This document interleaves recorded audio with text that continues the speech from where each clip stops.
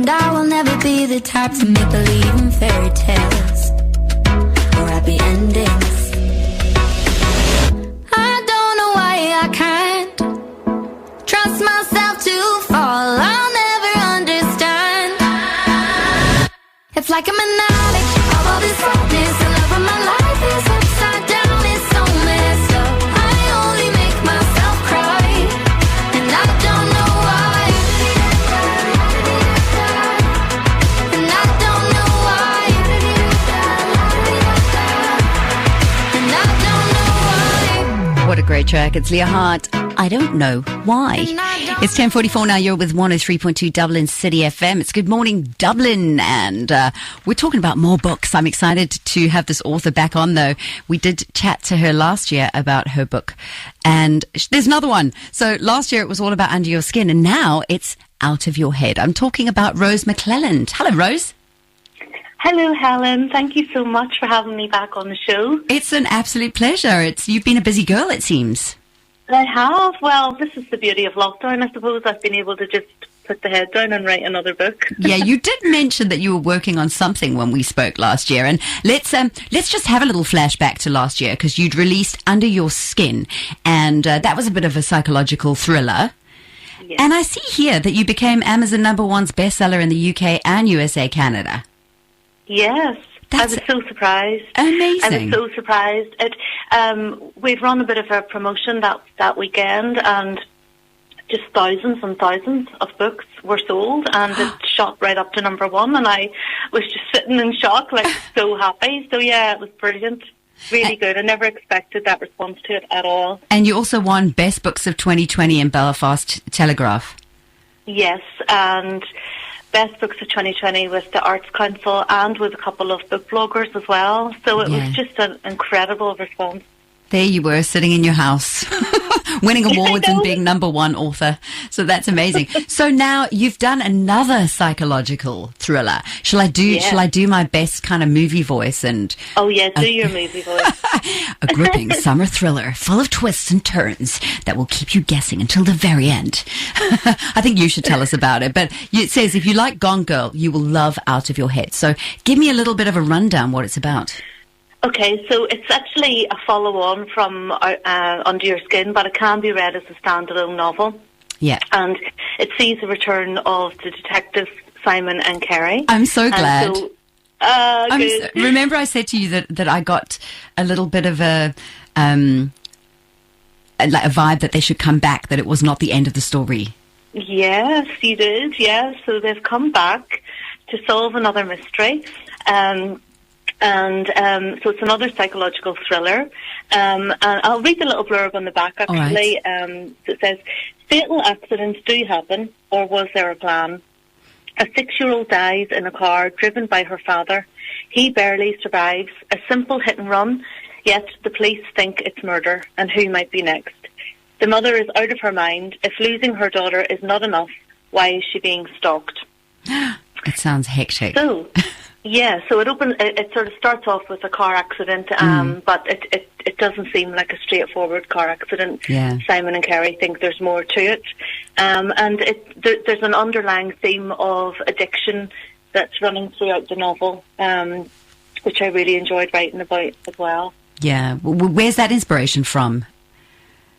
Well, let's just say I've had some, trouble with addiction in my past, and I think I wanted to kind of just demystify that misconception that, a lot of people see an addict as, an old man sitting on a park bench, or, somebody with a needle sticking out of their arm. But there's a lot of addiction to legal substances like alcohol or over-the-counter medication. Yeah. And so I kind of wanted to look at that whole subject of addiction, and where, there's usually a reason behind it. There's usually some trauma in the past or some reason for it. And so I really wanted to kind of look at that whole theme. Fantastic. And then those two characters coming back is incredible. And it is kind of an Inspector Rebus. I hate to compare because you're a female author and you're doing your thing, but that female detective character really has a strong characterization, and it did remind me of the Rebus series, which is a good thing. I love that you're comparing me to that. That's fantastic. I love it. And I'm actually writing a sixth novel, and Simon and Kerry are coming back again. Okay. And I've got plans for a seventh novel, so it's just all go. I'm just churning them out at the minute, so lockdown has been good to me. That's amazing. I know you've also done a couple of short plays as well. Is there anything in the works that perhaps, especially if these characters come back, there could be a mini-series or a TV drama or something on the cards?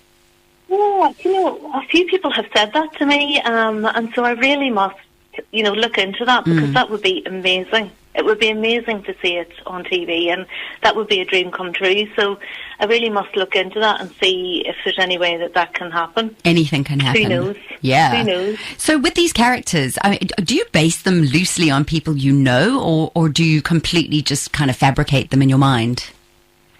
Not really. What I do is I start off with a theme in mind first of all, and then I think about what characters would show that theme. Like, say, for example, if I wanted to write about the theme of jealousy, I would, think up a character who was really jealous, and I would look at my own experiences in the past of where I've been jealous, and maybe turn the volume up on that and amplify it, and so I would kind of work from there.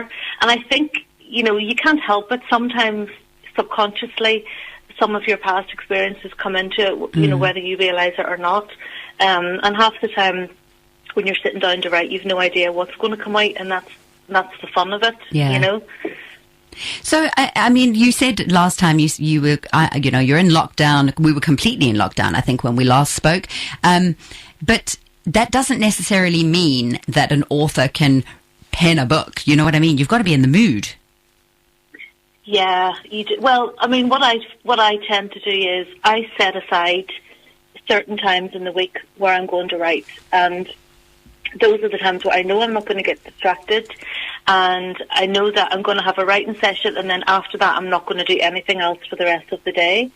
And so then I kind of make myself sit down. And actually, do you know what? I actually heard Noel Gallagher said this one time, and it really stuck with me, that he said that when he sat down to write songs, it was as if he's sitting at the edge of a pond fishing, and he's waiting for the good ideas. And so you've got to be sitting down there, yes, ready to fish. You've got to be at the desk, whether you like it or not, whether you feel like you're in the mood for it. And then eventually what happens is, you might sit and fiddle about with your nail polish for a while, and then eventually you'll get on with it and do some writing. And then when it's done, you can go away guilt-free and think, right, that's it, it's done for today. Yeah. And do you ever wake up in the middle of the night and go, I've just got to finish that chapter, or I've got an idea for the next chapter, and write notes next to your bed? Do you know what? I never do that. The only time I wake up in the middle of the night is when the cat is pawing at me wanting food. Maybe the cat's got some ideas it's trying to tell you. That's incredible. I'm so glad that you've got another book with these characters out, and I know it's available as an ebook, and people can order it as well. I'm still a fan of having the real book in my hands, I must say. Yes. So where can people get the book if they want to get out there? They can get it on Amazon, and yes, it's available on ebook or paperback. Mm-hmm. And your paperback should be winging its way to you any day now. Oh, lovely, thank you. Flopping through your letterbox, so I hope you enjoy it. Thank you. But yeah, I know what you mean. I quite like having paperbacks. I'm actually a big fan of audiobooks. I love having a narrator narrate the book to me. I just think it really brings it alive. Yeah. But yeah, there's a lot of people that love having a paperback on their shelves. Yeah, I think you should do the reading for your book. You've got such a great voice. Shouldn't I? You totally or else should. I should get you to do it with your lovely voice. Bless you. Now, I know you said that it is a standalone, so you can just read out of your head without reading under your skin. But I reckon they should just get both of them. I think that's a great idea, Helen. I think they should buy Under Your Skin first of all, read that first, and then get on out of your head and read that and buy the 2 books. That's a great idea. And by the time you're done, there'll be another one out. So now, when is the projected release of the next one? I mean, you've literally only just released this one, but when can we expect the next one? Well, with book 6, I'm on chapter 19 at the moment of the first draft. So then after that, it'll have to go into edits. So it'll probably be, I don't know, it'll be a good few months yet, maybe November, December. Okay. In time for Christmas, that's good. Yeah. Oh, Rose, I wish you every success with the new book, Out of Your Head. It's Rose McClelland, recently out. Support this incredible author. And if people want to find you on social media, how can they find you and support you and follow you and just show you the world of love? If they just type into Google Rose McClelland, then it'll come up with a list of things like, my Facebook, Twitter and Instagram, Goodreads, everything. Goodreads, it's always good to be on Goodreads, I tell you what. Yeah. I'm enjoying your Instagram and following all your glamorous pictures, by the way. Thank you, Rose. Thank you so much. Rose, you know what? It's been such a pleasure having you back on, and I think we'll get you back again, probably in November to talk about the next one. But I cannot wait to get my head into this, Out of Your Head, with those incredible characters, those detective characters. Thank you for having me, Helen. I wish you all the best, Rose. Thank you.